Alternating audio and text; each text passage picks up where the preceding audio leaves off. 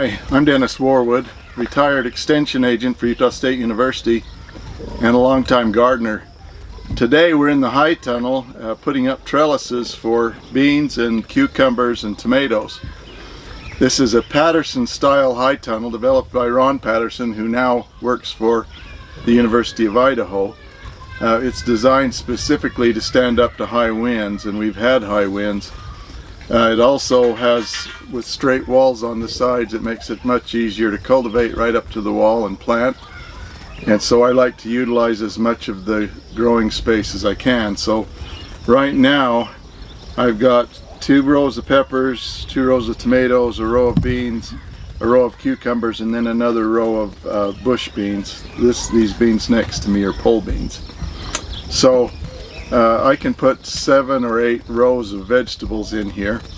The advantages of the high tunnel is it allows you to start much earlier in the spring. So all of the things you see here were planted in April, which is 6 or 7 weeks before our last killing frost. And in fact, today is Memorial Day, the traditional day when people plant tender plants outside here. And the temperature here this morning outside was 34 degrees, so close to freezing, but the 10-day forecast says that we're not going to have any more freeze, and so I think it's safe to go ahead and remove the covers. I've had row covers over the crops within the high tunnel. I've got jugs filled with water for heat storage that help you on cold nights, but hopefully those are past us now and we can just begin to grow. But I've got a big head start.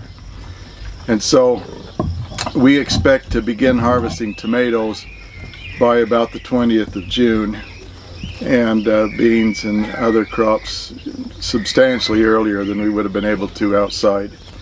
So today we're putting up the trellis, and I'm using a T-type trellis to take it to accommodate these double rows that I've got.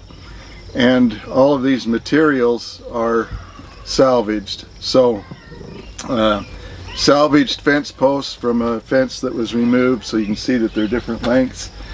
I've got the uprights here are roof bolts from the mining industry, and I've cut them off, and then also I've salvaged some 4x4s out of a redwood fence to use for the cross pieces. So everything here is kind of thrown together, but it works very well. Now I've waited this long to put up the trellises because of the cold, and so last night, if you'd been here, there was a frost blanket covering the floor, and it's difficult to spread out a frost blanket if you've got the trellis in the way. But now that I'm pretty sure that it's not going to freeze, then we're going to go ahead and trellis everything.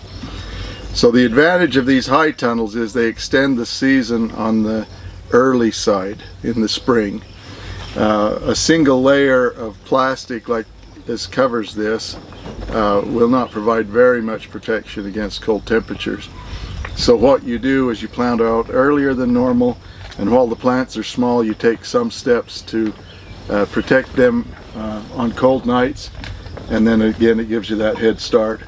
In the fall, when it freezes outside, it will probably freeze in here, but by that point the tomatoes will be 6 to 7 feet tall, and it would be impossible to cover them anyway to protect against freezing, unless I wanted to put some heaters in here.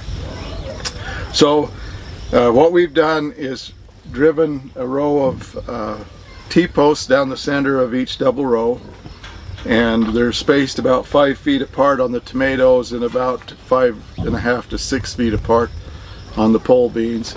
The poles on the tomatoes are a little bit closer just because the tomatoes are so heavy. There's a lot of weight. And then I had some little short pieces of the roof bolts that were left over. I had to cut them off to allow them to fit underneath this high tunnel. And I've driven them down next to the T-post wherever this upright is going to fit. And it just helps it so it doesn't sink into the ground. So it's only probably 8 to 10 inches long.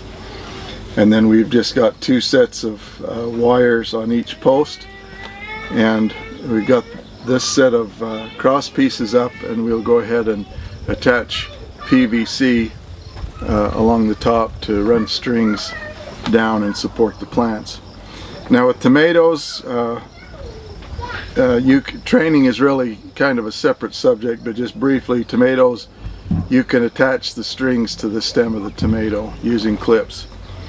On the beans and the cucumbers, they're not as well rooted, and if we tried to attach the strings directly to the base of the plants, we may have a danger on a windy day of lifting the plants out of the ground.